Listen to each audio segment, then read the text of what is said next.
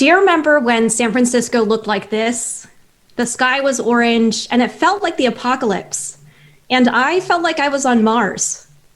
All of this orange had come from the wildfires that had been ravaging the West Coast for about a month or so and had turned our sky orange. And I remember it feeling really surreal, and I just felt so disoriented on that day. As one does, I ended up going to Instagram and I posted this. As each day seems to present a new challenge, I've been trying to find micro joys to keep me going. And when the orange went away and the smoke settled, we had a couple days here in San Francisco where it was deemed very unhealthy even to be outside. I would look out my window and see ash and soot and smoke all just swirling in the air. And even before this orange sky day, we hadn't had a day of clean air for a month. All of that on top of this pandemic. And when I took a step back, I realized that my Instagram post was really feeding into all of these other messages I had seen across social media to be positive and find the silver linings and good vibes only.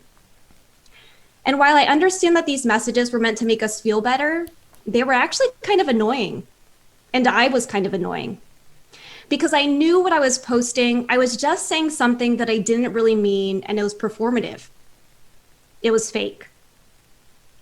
One of my friends, Jared, actually sent me a text about this post, and he wrote, I remember that post you posted on Instagram that day that the sky was orange. And I remember thinking that you were smiling under your mask.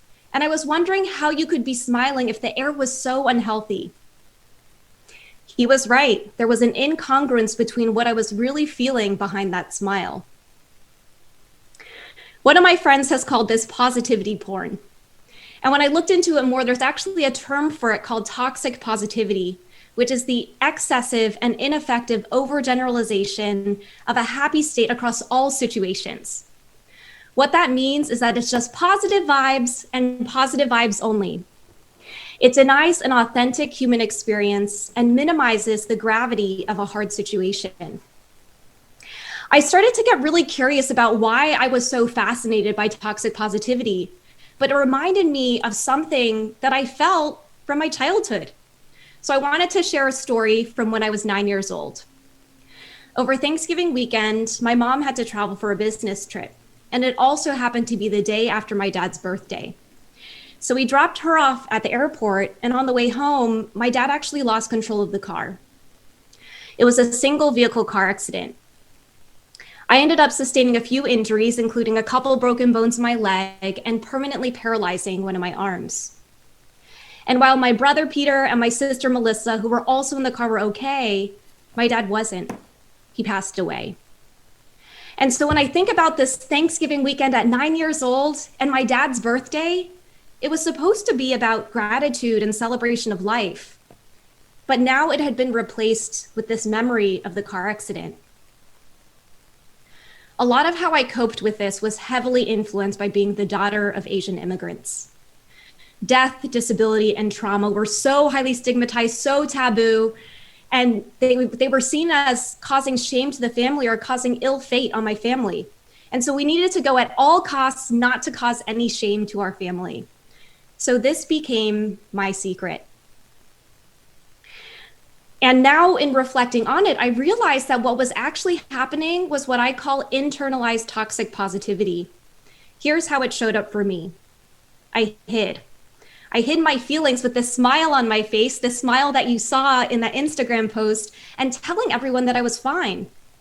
I had created this fake face to the world, this fake smile, and again, this saying that I was just fine.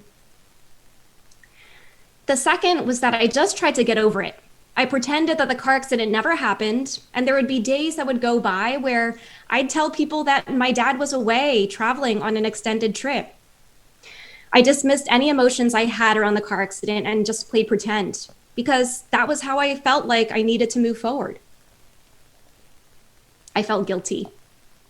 I felt bad about feeling bad, because feeling bad made me feel inadequate, like something was wrong with me. And then I told myself some of these toxic positive messages that you saw earlier. I told myself it could be worse. At least I was still alive. At least my injuries weren't worse. And at least the rest of my family was okay. The thinking was that if I only paid attention to what I was grateful for, then I wouldn't have to fixate on the loss. And then I just put my hands up in the air and I said, everything happens for a reason. It is what it is. And this "it is what it is" attitude, I just brushed things off. And I was asserting that there wasn't really a problem that needed to be addressed. When anyone even mentioned the car accident, I would literally just bulldoze through it right away as quickly as I could. And what I ended up doing was I shut out any possibility for further conversation around the car accident or any further contemplation on my part. I just didn't want to deal with it. So internalized toxic positivity ended up having some negative consequences on me. I think back to this whole idea of feeling bad about feeling bad. And what that made me do is it made me feel shame. Brené Brown has talked extensively about how shame festers when it's rooted in secrecy, silence, and judgment. And because I was so ashamed about this car accident, I kept silent about my struggles and I let shame have this power over me. And because I was so ashamed and I didn't acknowledge it, it stalled any progress or healing. The second was that I denied the truth. There have actually been studies done that have shown that by denying or hiding any feelings, that actually leads to more stress and trauma in the body.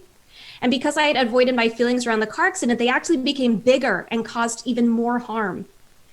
What I kept telling myself and what I kept telling my body was that I didn't need to pay attention to any of these feelings that I was having. And they ended up becoming more significant as they remain unprocessed. And for me, much, much later, I would end up being diagnosed with post-traumatic stress disorder or PTSD related to that accident. And finally, I became unrelatable. Because I kept having this happy-go-lucky attitude about life, and when anyone would ask me about the car accident, I would deflect and get defensive. And it actually impacted my relationships because I wasn't creating space to let anyone in. I was so closed off that I made it difficult for people to connect with me. So it's been almost a year since the first shelter-in-place orders came to San Francisco. And I think that this topic about our mental health and toxic positivity couldn't be more relevant now.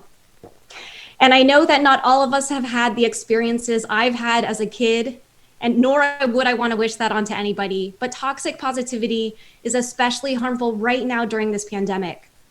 Because what we're doing right now is, in an effort to assert our sense of control and avoid uncertainty, we're turning to this overly optimistic outlook. Toxic positivity can take so many forms. It can be the comments from friends and family and on social media, like the ones I shared earlier, that there's silver linings and that it's good vibes only and to stay positive. But it can also be all of these messages we've seen about how we need to be so productive during this pandemic. Or it can be internalized like how it was for me. And all of this really got me thinking about how can we integrate all of our emotions and how can we actually honor all of our feelings? For me, there are 3 ways that I've been able to do that. The first is by really asking myself, how are you really? There are some mindfulness exercises that are really helpful here, like just closing your eyes, taking a pause, putting your hands on your heart and taking a deep breath. So if you want to do that with me now, you can.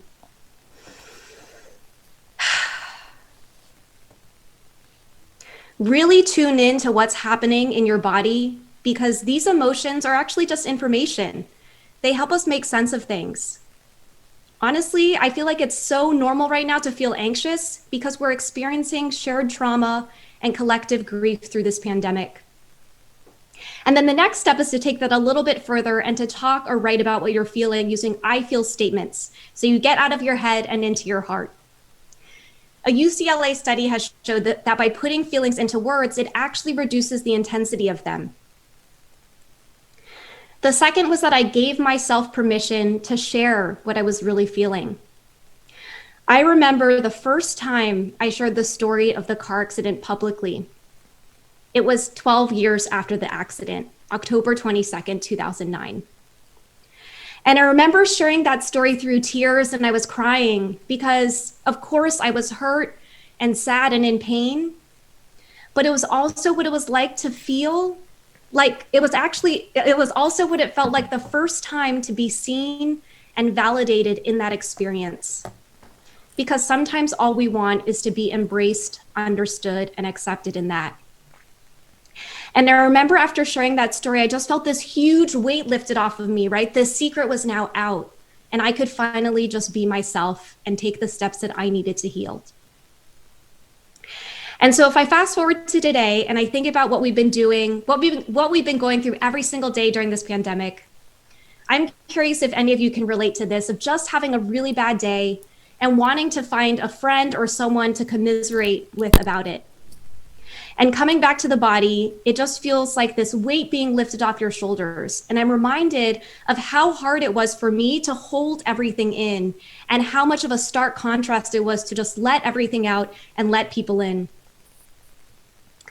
And the final and third thing I did was really just realizing and acknowledging that the most meaningful relationships are actually built on connecting in these softer, vulnerable, heart-tender moments. During this pandemic, I've been really reminded of the power of empathy, of meeting people where they are. And if you think of yourself as a mirror and you notice someone else is feeling down, how can we figure out ways to meet them there? I've been learning that everyone has been coping in different ways. So how can I choose support over unsolicited advice? And so I'm bringing back these messages that we saw before, and I'm hoping that we can replace toxic positivity with some of these messages, like I'm listening, or I know this is really hard, or tell me more about how you're feeling. I'm so sorry that you're going through this, or how can I help you? But what I learned through the process of actually putting this together is that our feelings aren't mutually exclusive. We can actually exist in the contradictions. I can be anxious about the pandemic, but I can also make space for play, fun, and joy. There's a quote I really love from Francis Weller, and they say, "The work of a mature person is to carry grief in one hand and gratitude in the other, and to be stretched so large by them. How much sorrow can I hold? That's how much gratitude I can give." And so I realized that the real question that we should be asking ourselves is, how can we unleash the best version of ourselves? And I learned that the key to a robust life is actually acceptance of all parts of ourselves. The problem wasn't actually positivity, and the problem isn't actually positivity. The problem with positivity was when it was pretend, when it was toxic and it dismissed other genuine emotions. And when we embrace and integrate all of our emotions and we make space for all of them and remove any expectations to feel positive, it can actually allow us to move through them, to be able to sit in these spaces of genuine and authentic positivity.